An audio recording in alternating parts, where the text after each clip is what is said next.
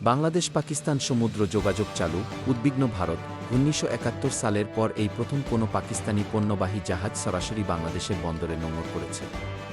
গত সপ্তাহে জাহাজটি চট্টগ্রামে নোঙর করায় গভীরভাবে উদ্বিগ্ন হয়ে পড়েছে ভারত।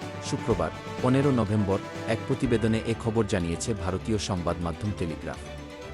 প্রতিবেদনে বলা হয়েছে, বাংলাদেশ ও পাকিস্তানের মধ্যে সরাসরি সামুদ্রিক সংযোগ ভারতের সেভেন সিস্টার্স রাজ্যগুলোতে সম্ভাব্য অস্থিরতা তৈরির কাজে ব্যবহার করা হতে পারে। কারণ ভারতের উত্তর পূর্বাঞ্চলীয় সেভেন সিস্টার্স বাংলাদেশ সীমান্তের খুব কাছাকাছি, ভারতের নিরাপত্তা বাহিনীর এক কর্মকর্তার বরাত দিয়ে টেলিগ্রাফ জানিয়েছে। গত ৫ দশকে বাংলাদেশের প্রধান দুই বন্দর চট্টগ্রাম ও মংলায় পাকিস্তান কোনো জায়গা পায়নি। সিঙ্গাপুর ও কলম্বোর মাধ্যমে দুদেশের বাণিজ্য হতো। তবে এখন পাকিস্তানি জাহাজ সরাসরি চট্টগ্রাম বন্দরে আসবে। ফলে পাকিস্তান থেকে চট্টগ্রামে নিষিদ্ধ জিনিস, অস্ত্র আসতে পারে, যেগুলো সশস্ত্র গোষ্ঠীর হাতে যেতেও পারে।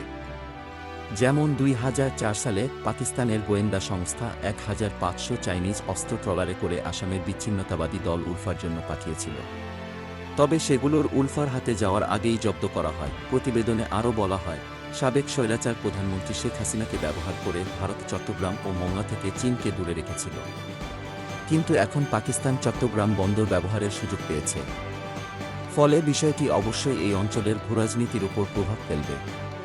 কেননা মিয়ানমারও চট্টগ্রামের খুব কাছে, সেই সঙ্গে মিয়ানমারের অবস্থা এখন টালমাটাল। ভারত শঙ্কা করছে মিয়ানমার থেকে ভারতে অবৈধ অনুপ্রবেশ এবং মাদক কারবারি বেড়ে যেতে পারে।